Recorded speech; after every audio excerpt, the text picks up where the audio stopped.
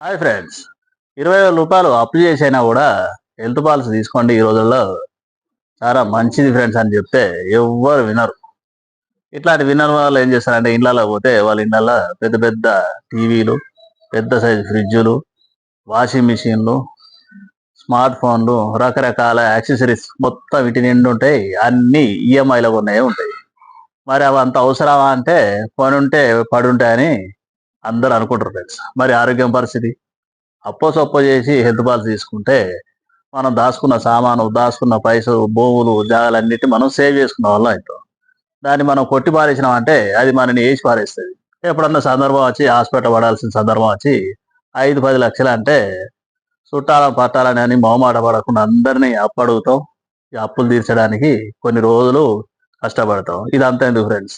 అన్ని ఇంట్లో సామాను ఉద్దరగొన్నట్టు హెల్త్ ఇన్సూరెన్స్ కంపెనీలు కూడా అన్ని ఈఎంఐ రూపకంగా కూడా హెల్త్ పాలసీలు అమ్ముతాయి. బేసిక్ అమౌంట్ ఒక 5,000 అడ్వాన్స్ కట్టి కూడా హెల్త్ పాలసీ తీసుకోవచ్చు. మీ దగ్గరలో ఉన్న హెల్త్ ఇన్సూరెన్స్ ఏజెంట్ ఒకసారి సంప్రదించి చూడండి ఫ్రెండ్స్. హెల్త్ విషయంలో అసలు వాయిదా వేయద్దు. నాకేం కాదు, నాకేం రాదనే రోజులు ఇప్పుడు కానే కాదు. ప్రజెంట్ నడిచేది వానాకాలం. గట్టి వాన కొట్టిందంటే జలుబుతో స్టార్ట్ అయితే జ్వరంతో ఎండ్ అవుతుంది. ఎక్కడ దాకుండా మనని హాస్పిటల్ లా తీసుకుపోతే లక్షలు దులుపుతుంది. కాబట్టి హెల్త్ పాలసీని అసలు వాయిదా వేయకండి ఫ్రెండ్స్. వీలైనంత త్వరగా హెల్త్ పాలసీ తీసుకోండి. మీరు ఆరోగ్యంగా ఉండి ఫిట్గా ఉన్నప్పుడే హెల్త్ పాలసీ తీసుకోండి. చాలా మంది ఏం చేస్తారు తెలుసా?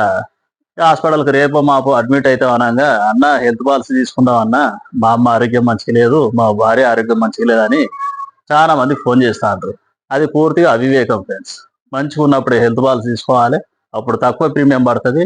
ఫ్యూచర్లో ఎట్లాంటి కొర్రీలు లేకుండా హెల్త్ క్లెయిమ్ అవుతుంది, మనకు సేఫ్ అవుతుంది కదా ఫ్రెండ్స్. ఇవన్నీ క్లియర్గా ఆలోచించుకొని హెల్త్ పాలసీ తీసుకోవాలని నా ఆశ ఫ్రెండ్స్. Thank you friends. ఈ వీడియో నచ్చితే లైక్ చేయండి, షేర్ చేయండి, ఫాలో చేయండి.